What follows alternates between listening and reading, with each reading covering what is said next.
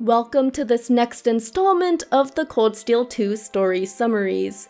We'll begin right where we left off with Rean and Alfin having safely escaped from the Pantagruel via the Courageous and everyone's help. We are now entering Act 2 of this game, so let's dive right in. Act 2 begins with Rean and Princess Alfin welcomed aboard the Courageous. Prince Olivert and Viscount Arcade aren't the only new faces they're happy to reunite with, but George and Toa as well. Once the happy reunions are out of the way, the entire group moves to a conference room on board to catch each other up to speed. It turns out Prince Olivert pieced together what the Alliance was scheming right before Heimdall's takeover, so he assembled a skeleton crew on the Courageous and departed immediately for Trista. It took some effort to lose the Azure Knight's tail, but once they were no longer being pursued, he and the Radiant Blade Master began traveling all over the country, waiting for an opportunity to welcome the students aboard. Fortunately, Principal Van Dyke was able to secretly contact the Courageous and had Toa and George join them. As for Prince Olivert's bodyguard Mueller, he's been busy with the 7th Armored Division out on the western side of the country, where the fighting happens to be the fiercest. It's where Duke Cayenne's La Mer province is located after all. The Imperial Army's western forces are holding up for now, probably in no large part thanks to Mueller and Major Neidhart's assistance, but the tides could turn at any moment. The Alliance is looking to crush the Western forces while the 3rd and 4th Armored Divisions are still busy in the east. But now that everything's been laid out, Prince Olivert asks the students how they plan to proceed in this war. Since all of them have had this discussion already back in Ymir, it's left to Rean to announce Class 7's joint intent going forward.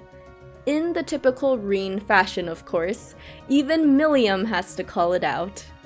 Satisfied with their answer, Prince Olivert and Captain Arcade do the unbelievable and entrust the Courageous with the students. The two will be leaving the entirety of eastern Erebonia in their hands while they head to the western part of the country. Upon her brother's request, Princess Alfin agrees wholeheartedly to act as the representative of the Imperial family aboard the Courageous. She'll be able to grant legitimacy to the students' actions going forward. With that, Laura's dad officially names Toa the new acting captain in his absence, and George fills in as the ship's engineer. Sarah stays on the Courageous with her students, while Claire, Toval, and Sharon get off with Prince Olivert and Lord Arcade, each having their own things they need to take care of. But before the 5 go their separate ways, Claire reveals that Osborne's deceased body simply disappeared from the Imperial Army's custody. Now this is worrisome to Laura's dad, as it mirrors the events surrounding Saint Sandlot's sudden death all those centuries ago. Back on the Courageous, Rean and his friends set taking back Thors Academy as their ultimate goal. Recruiting their fellow Thors students along the way will only help in achieving this monumental task. Class 7 familiarizes themselves with the facilities on board, then takes a look at a number of bracer-like requests Prince Olivert has gathered for them. One in particular involves delivering letters and supplies to the remote town of Ulster. While the students are there, a surprise Jaeger attack is launched on the city by rogues who have abandoned their job with the Alliance. Surprisingly, Altina ends up assisting in securing the civilian hostages. All of this is only covered in the Cold Steel 2 Drama CD. You can watch a wonderfully edited version of this in full thanks to Pafdingo Trail's hard work, link in the description and in the cards above. Class 7 also successfully recruits a number of Thors students, including Monica, Vivi, and Mint while fulfilling requests on the ground. They eventually receive a call from Toa, who bears both good and bad news. The good news is that they've located Elliot's sister Fiona, but the bad news is that she has been taken hostage by the provincial army and is being held at the Twin Dragons Bridge. As far as they know, the Alliance leadership didn't authorize this kidnapping, meaning this is likely Duke Elbarea's attempt at stealing the spotlight once again. Elliot is a must in this mission, of course, and Sarah tags along as well, since there's a high chance they will be facing skilled Jaegers. The forces at the Twin Dragons Bridge is already preoccupied with General Craig's 4th Armored Division. He made the difficult decision to prioritize the Imperial Army's mission of taking the bridge, irregardless of his daughter's status. This attack has given the Courageous a perfect opportunity to commence its mission as well though, beginning with Princess Alphen's condemnation of the Provincial Army's dirty hostage tactics. Rean and Valimar deal with the Panzer Soldats on the west side, eventually opening up a path for the infiltration team. The same hooded figure from Act 1 watches them from afar and mysteriously speaks of providing insurance in the worst case scenario. Rean and the others force their way to the command room where Fiona is being held hostage and must take down 2 ferocious beasts, though 2 more take their place. However, that's when Major Neidhart unexpectedly drops in and defeats them with a single blow. He then rushes the officer and finally frees Fiona. She recovers quickly from the shock, then thanks her brother for coming to save her, before turning to thank the others as well. The Provincial Army retreats to Celdic, but finds it an ill-suited base, so they head further south and regroup with the forces at Bereahard. This means Celdic is now free from occupation. As for Neidhart's suspiciously perfect timing, especially when considering he was on the opposite side of the country, apparently it was all thanks to that hooded man from Act 1. Rean comes across this figure in the newly liberated Celdic, where he's revealed to have been Instructor Thomas all along. The history instructor is welcomed aboard the Courageous, then Class 7 continues fulfilling requests and recruiting other Thors students such as Alan and Monk. Eventually, the Courageous receives a pleasant surprise call from Angie. Yay! It's the first time they've heard from her since the war started, so it's a great relief to see she's okay. Though unfortunately, she's been having major disagreements with her father over what the Alliance has done. Angie does have some good news though. She and her group of supporters have managed to locate Alisa's mother. However, before Angie can reveal where she's been imprisoned, she and her team come under attack. The call cuts out, which prompts Rean and the others to make Roer their next goal. The Courageous is much too big to get anywhere near the city without being spotted though, so they consult with Alisa's grandfather, who just so happens to know the area from his fishing excursions. One of the streams just outside Roer is sourced all the way in Emir's mountains, which means they can use this waterway to sneak into the region. Getting past the guards isn't as simple though, and just when it looks like they'll have to rely on Emma's magic once again, one of the guards ends up granting the teen some leniency. He convinces his fellow guard to do the same, and just like that, the group successfully makes its way into the city. We learn later that this helpful soldier is one of Angie's supporters in the provincial army.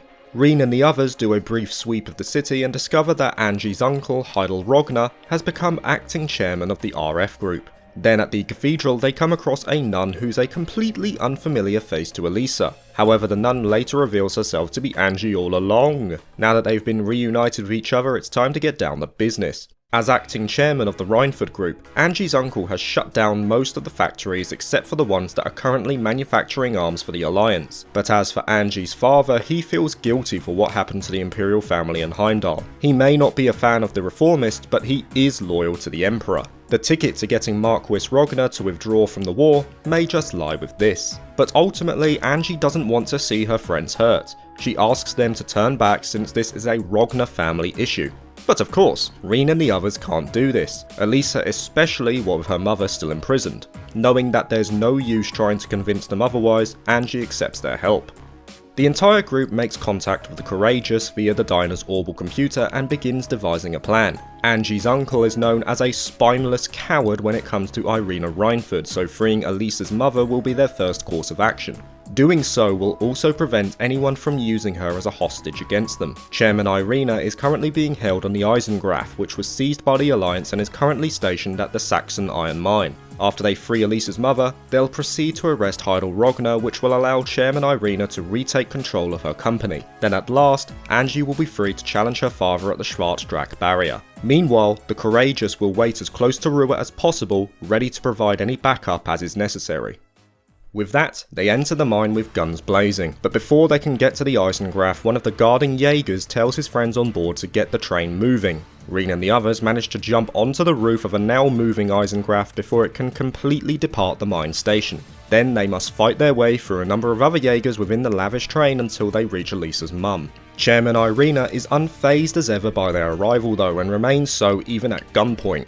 In fact, the chairman was expecting this, and has Sharon make her appearance now that they've almost reached Roer. A wave of archaisms greet them at the platform, and once they're dealt with, Elisa's mum goes to disable the building's security with Sharon and entrusts the actual arrest of Heidel Rogner to her daughter and the other students. The teens climb all the way to the 23rd floor, where Angie sure doesn't mince any words when confronting her uncle. She sees his seizure of the RF group as shameful and unbefitting of a noble. However, Heidel Rogner only responds that it's a shame that she and her father limit their true potential with their sense of pride. He then summons a massive humanoid archaism that boasts the 8 leaves style of swordsmanship in its programming. In fact, it's based on the Divine Blade of Wind skill set, though that alone isn't enough to take down the students. With his ace gone, Angie's uncle attempts to summon the remaining archaisms in the building, but that's when Chairman Irina and Sharon stroll in, having already dealt with them. Then, as if right on cue, the Courageous docks right outside the building and picks up Rean and friends, ready to transport Angie to the final leg of their mission at the Schwarzdrach barrier.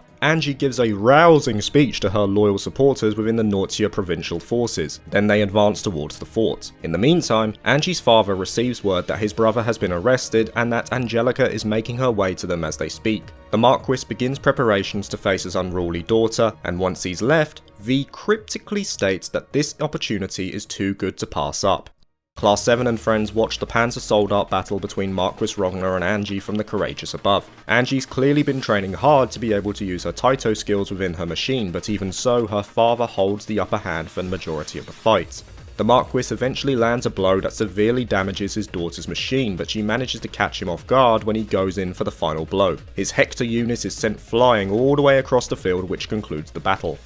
Marquis Rogner concedes defeat as Angie goes to help him up. But then suddenly, out of nowhere, a large shadow comes flying over the fortress. It turns out to be another new model of Soldat, and an absolutely massive one at that. Vulcan swats 2 smaller Soldats aside like they're mere flies, then demands that Rean come down and face him.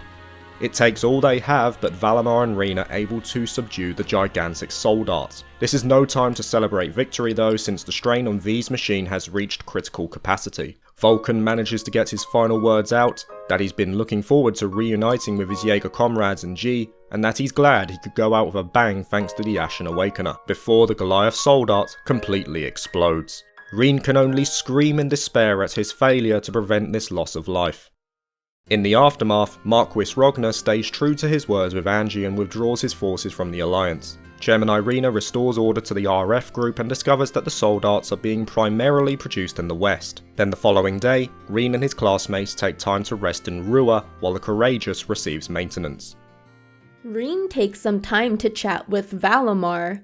It's truly remarkable how the Divine Knight's speech has become so much more human-like since their first meeting. It turns out he's missing his past memories, including his speech functionality. It's been coming back to him slowly thanks to Rean though. As for how crummy his Awakener is feeling right now, Valimar assures him that it's natural to feel regret at any loss of life. However, he believes it'll help to focus on what can be done differently should there be a next time, rather than dwell on past regrets. The Divine Knight's words manage to cheer up Rean a bit, then the teen's Arcus starts ringing. It's George on the other side. Apparently, the Professor Schmidt would like to meet with him, the very genius who was responsible for the development of the railway guns and the Panzer Soldats. It turns out that the professor is willing to craft a tachi for Valimar, but only if Rean is able to procure enough of the rare material, Zemurian ore. The Divine Knight's and Crow's saber is made of that stuff, so a tachi fashioned out of it is the only way Rean stands a chance against Crow. Luckily, Selene is aware of just the place they should try looking. Across all of Erebonia are 3 spirit shrines that were originally built by the gnomes. These shrines were constructed on top of spirit veins to aid in the formation of large amounts of Zemurian ore needed to construct the Divine Knights. A number of Thors students joined the Courageous, including Angie. Then Class 7 heads to the first spirit shrine. Selene uses her magic to open the door that leads them to the Proving Grounds, and after fighting their way through a variety of tough monsters, they reach the depths at last, wherein lies a beautiful crystal of Zemurian ore. Before they can collect it, though, they must fell a magic knight that materializes before them. Then they take the huge crystal back to George on the Courageous. Despite the crystal's size, more ore is still necessary to craft a weapon made entirely of the stuff. Fortunately, there are 3 other spirit shrines in eastern Erebonia, so the Courageous sets course for those locations. In the meantime, Rean helps George rearrange the ship's hold into a workshop. Then, fast-forwarding to the next day, Class 7 is taking a look at George's work when Toa breathlessly rushes over to them. She has terrible news. The entire town of Celdic was set ablaze by the Kreutzen Provincial Army. The Courageous changes course ASAP and heads towards Celdic's charred remains. A number of townsfolk were injured, and the very heart of Celdic, its grand market, was entirely razed to the ground. Elliot's dad and Major Neidhart break the news that some of the provincial army's soldats broke through their defensive line at the Twin Dragons Bridge. A number of northern Jaegers accompanied them and, together, inflicted this havoc upon Celdic. This terrible attack was clearly meant as retaliation towards the people for readily accepting the 4th Armored Division's control of the Twin Dragons Bridge. Being the son of Duke Alberea, who's the one responsible for the attack, Eustace can only hang his head in shame. And, tragically, market manager Otto lost his life while trying to evacuate the citizens. Back on the Courageous, Eustace states this is where he parts ways with the rest of them, a decision that is obviously alarming to everyone. He can't hide his intentions from them though, since they understand him well enough to know he's planning to deal with his father all on his own. They understand that he must be feeling terrible right now, but he alone can't make the Duke pay for his crimes. His classmates will be coming along with him, and Princess Elphin assures them that the Duke will be held accountable for his war crimes before the Imperial family. Suddenly, the Courageous receives a call from a Noble Alliance ship. Toa has the message patched through, and Rufus pops up on screen. He's contacting them via his personal airship, wanting to clarify that the Noble Alliance doesn't condone the Duke's actions whatsoever.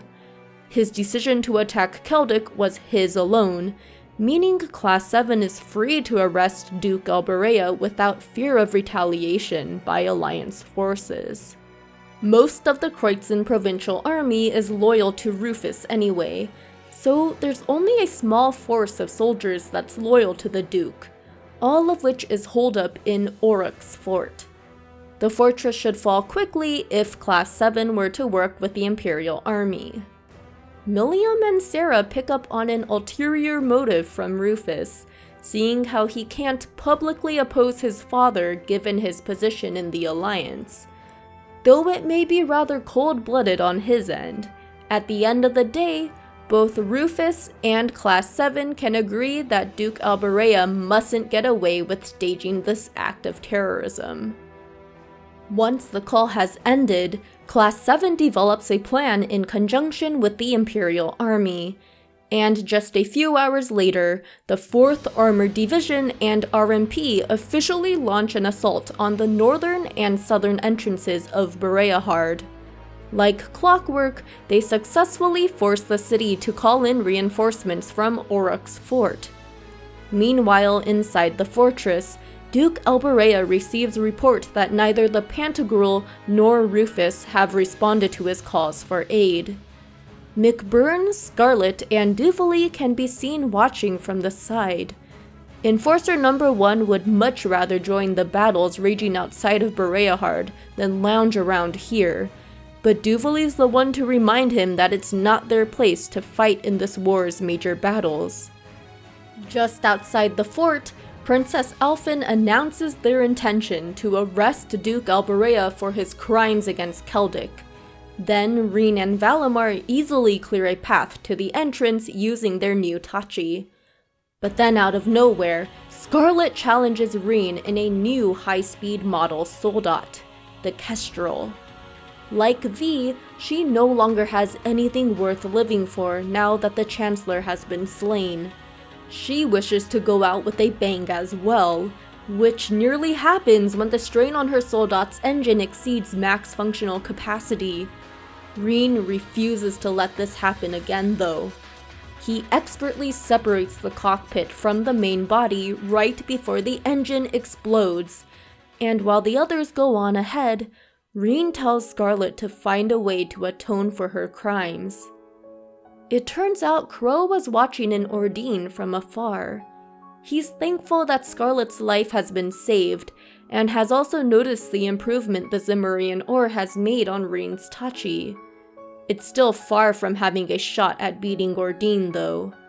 Crow has some nice words to say to George, Angie, and Toa before he takes off.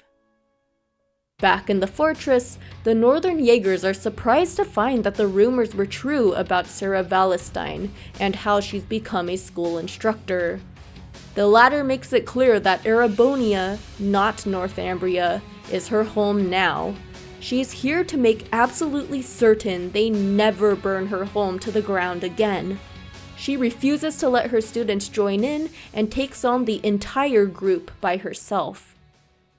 Rean arrives just in time to see the battle reach a stalemate, and though the Jaegers are more than impressed with the Purple Lightning's strength, it's quite clear that Sarah's been worn down. Not wanting to draw out the fight, the Northern Jaegers declare their contract with the Kreuzen province fulfilled. And besides, they've done more than enough work for the amount of money they've been paid. With their role in this war completed, the Northern Jaegers officially withdraw from the fortress. As for Sarah, her students have at last learned of her background as part of the Northern Jaegers. 6 years ago, she was saved by then-Colonel Beatrix, and became a bracer afterwards. Sarah knows she overdid it against those Jaegers just now, and leaves the arrest of Duke Alberea to Class 7. The teens fight their way through the fortress and eventually reach the Duke's room. With the Purple Lightning no longer accompanying her students, McBurn pieces out, leaving everything to Duvalie. Rean and the others manage to defeat her archaisms and bring her to her knees, much to the knight's dismay. Duke Alberea makes the mistake of offending Duvalie though, so she clarifies that her mission wasn't about protecting him, but rather to watch this fortress fall. Furthermore, he's lucky she hasn't struck him down herself for the horrific thing he's done to an innocent town. She then teleports away. Now that there's no one left to defend him, the Duke can do nothing but fall to his knees as his own son carries out his arrest. In the aftermath, the Kreuzen Provincial Army is ordered back to Oryx's fort, while in the meantime, Bereahard is placed under the jurisdiction of the 4th Armored Division. As for Duke Elberea and Scarlet, they're held at the Elberea Mansion, which is currently being overseen by the RMP. Finally, the students take a rest day in the city while the Courageous receives maintenance. Later in the day, the Courageous gets news that something major has happened over in Crossbell. What they find is quite hard to gather the proper words for. A magnificent and ethereal azure tree now stands where that glowing barrier once was. Those aboard the Pantagruel are marveling at the tree as well, and Vita announces that the finale of this grandiose story is now underway. Meanwhile, in Osborne's old office, General Le Guin and Brigadier General Bardius meet with Rufus. He has them moved to Heimdall, as he predicts the Imperial Army will stake everything on taking back the capital.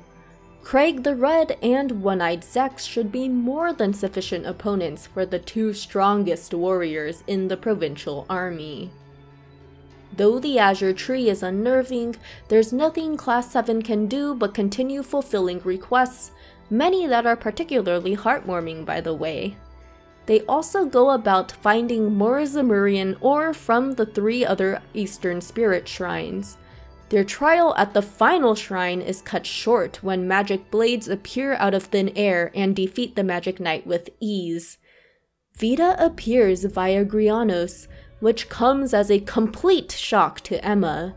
Vita couldn't have known about this place since even Emma knew nothing prior to Celine telling her, but the Anguis cuts her off.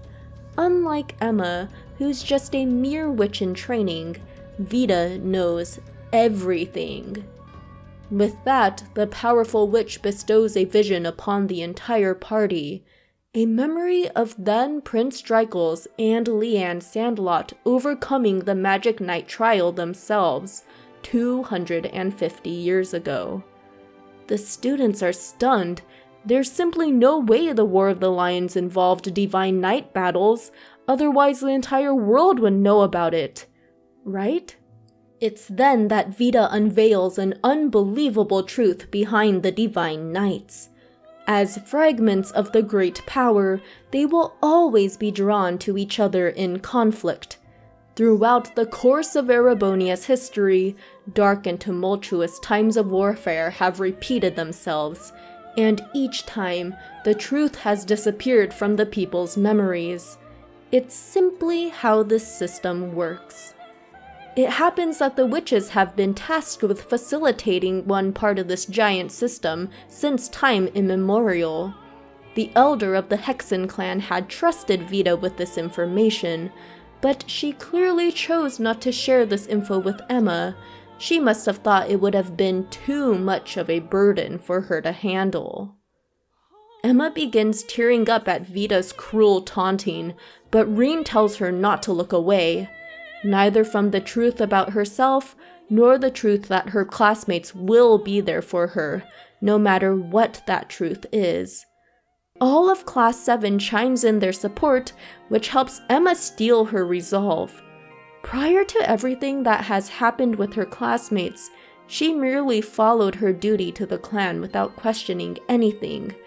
But that has changed. From now on, she'll live her life how she wishes to, with the friends she's made at the academy. Vita's honestly impressed with how much Emma has matured, so she puts her to the test. The Azure Abyss begins an ominous chant that completely transforms Grianos into a monstrous beast, one that's even more powerful than a cryptid. But with their combat links, Emma and her classmates eventually tire out Grianos.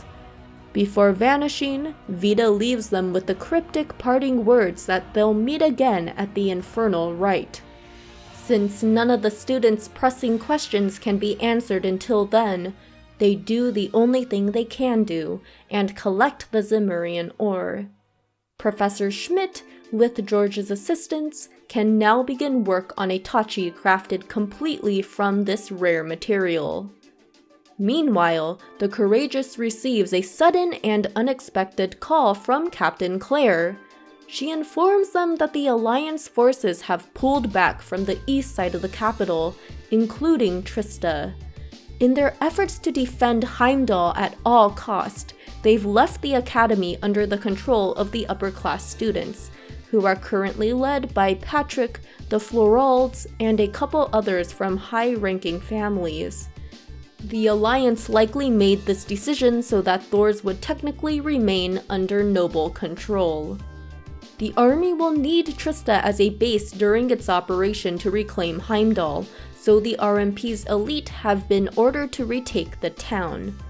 A number of Class 7 can barely hide their disappointment at this news, but Rean speaks up on behalf of all of those aboard the Courageous. It's been Class 7's dream to liberate the Academy since they were all reunited, and it's quite clear that all the Thors students who've been recruited along the way feel the same. Even Milliam lets her fellow Ironblood know she really wants to do this. The resolve of the entire crew comes as a surprise to Claire, since she never formed this kind of attachment to the Academy herself. It definitely moves her though, so she gives them 2 days to get the job done and prays for their success. Toa decides the specifics of the operation, and instructor Sarah leaves the entirety of it to the students, meaning she won't be participating. Fast forwarding to December 30th, the prototype of Valamar's Tachi has been finished, which must be a good omen. The plan to take the Academy involves splitting the strike force into 2. Group B will attack from the back entrance, while Toa will join Rean and the others in Group A and approach from the front gate. It's up to Rean and Valamar to deal with the small alliance force that was left to guard Trista. The new Tachi handles amazingly and is able to defeat the combined assault of a Goliath and Kestrel Soldat. The townsfolk are elated to see the students and remain outside to root for their victory. Class 7 tells Rean and Toa to stop being humble for once, and to take pride that this kind of support was only possible thanks to all the student council has done for Trista. To Group A's surprise, Patrick and Varys were already waiting for their arrival. Since they know just how Class 7 operates, they've taken precautions at the back entrance as well. Toa and Rean don't wish to fight, but Patrick cuts them off, making it clear that the upper-class students aren't doing this because they were ordered to, but for their own sake. Just as Class 7 has forged their own ideals, the nobles at Thors wish to find their own. Only through facing those with such strong conviction can they decide what cause they will stand for. Since Rean and the others can understand what Patrick is getting at, the 2 fierce battles proceed. They end with the upper-class students' defeat, much to Patrick's dismay. But that's when Principal Van Dyke exits the building and tells him he's shown the spirit of a true noble. The other instructors were watching the battle at the back entrance as well, and all of them are so proud of their students. Principal Van Dyke asks Patrick what he'll decide to do now, and Rean extends a hand to the High Arms boy, mirroring that scene all the way back from CS1. Though this time, Patrick accepts his hand. The noble turns to look at all his fellow upper-class students, nods, then announces that they will all assemble under Student Council President Toa's leadership. From now on, regardless of one's social class, all students of Thors will fight as one body under the Horned Lion crest. Cheers erupt from all around as the students who remained at Thors and those from aboard the Courageous all rush out to reunite with each other. This soaring victory and heartfelt accomplishment marks the end of Act 2. And that's where we're going to end this video. I want to give a big thanks to the Kiseki Nut for helping me narrate part of this video. He does a ton of YouTube content on the Trails series and Falcom games overall, so go ahead and check out his channel, link in the description. There's a link to the new Discord server as well. And I want to thank all my patrons, especially Jared Breland, Andreas Hansen, Captain Hobo, and Philip C. for all their support. We'll be wrapping up the entirety of the Cold Steel 2 summaries next time in Part 4. And thanks for watching, hope you all look forward to it, and until next time, take care. See ya!